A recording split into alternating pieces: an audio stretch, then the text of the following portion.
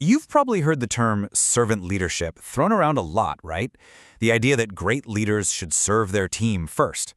It sounds great on paper, but what if I told you that the way most companies practice it today is, well, kind of broken? We're about to dig into how this amazing idea got twisted, and more importantly, how a tiny shift in perspective can fix everything. Simon Sinek just nails it here, doesn't he? It's not about the power of being in charge. It's about the responsibility of serving those in your charge. This is the ideal. This is the goal we're all aiming for. But, as we're about to see, it's an ideal that's surprisingly easy to get wrong. All right, so let's get into it. To really understand where things went off the rails, we have to first appreciate that this isn't some new age management fad. The roots of this thing go deep, like really deep. Yeah, you might think of servant leadership as something that came out of the 70s business world, but you'd be off by a couple thousand years. We're talking about Aristotle back in ancient Greece, talking about helping people reach their potential. Jesus teaching that to be great, you must be a servant. This philosophy is absolutely timeless. It wasn't invented in 1970, it was just given a modern name. And when you look at the core principles, you can see why it's so powerful. I mean, empathy, listening, empowerment, humility. It's everything you'd want in a leader. On paper, it is the perfect model. So, with a foundation this strong, how on earth did we mess it up? And here's the twist in the story.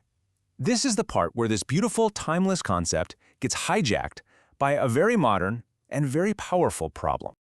It really is the million-dollar question, isn't it? With a philosophy this good and a history this long, what in the world happened? Well, believe it or not, the problem wasn't the philosophy itself. Those core ideas of service and empathy, they're as solid today as they were 2,000 years ago. Nope, the corruption crept in from somewhere else entirely. And there it is, return on investment. The moment that servant leadership became a product, a training program to be sold with a promised financial return, the motive changed completely. The question was no longer, how can I genuinely help my people thrive? It became, how will being a servant leader increase productivity and make us more money? Service became a tool for profit. This quote from the legendary Peter Drucker just frames it perfectly. That relentless focus on ROI? That's yesterday's logic. It's a cold business-first metric that we tried to slap onto a warm people-first philosophy, and in doing so, we kind of broke it.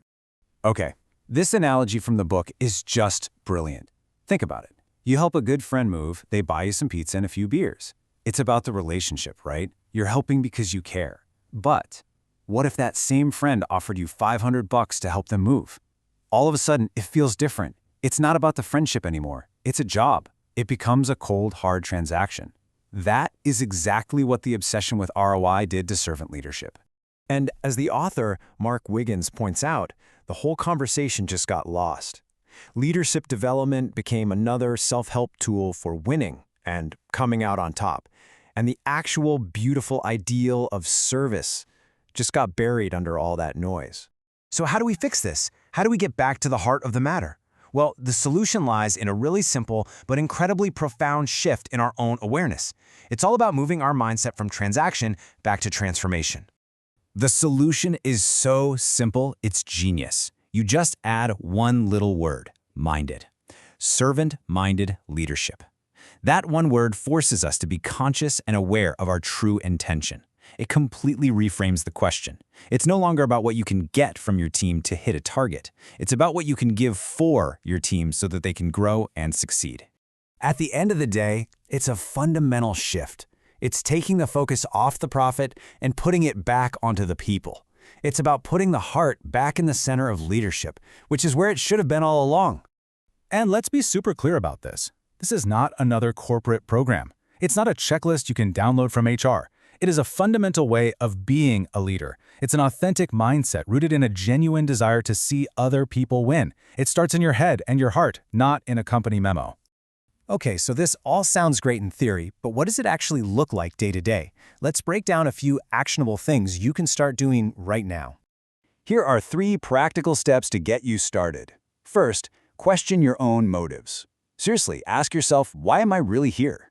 Second, get comfortable with not having all the answers. Be humble enough to listen. And third, I love this one, see your people as people. They are not common nouns like the analyst or the engineer. They are proper nouns. They are unique individuals like Maria or David or Chen, each with their own story. This really sums it all up, doesn't it? Eleanor Roosevelt knew leadership isn't just an intellectual exercise, it's a human one. You manage yourself with your head, but you lead others with your heart. So, as we wrap this up, I really want you to think about this question. Look at your own leadership style. Is it a transaction? Is it just about getting the work done, hitting the numbers, checking the boxes? Or is it a transformation? Are you focused on helping your people, your culture, and maybe even yourself grow into something better? Because that choice, that one choice, changes everything.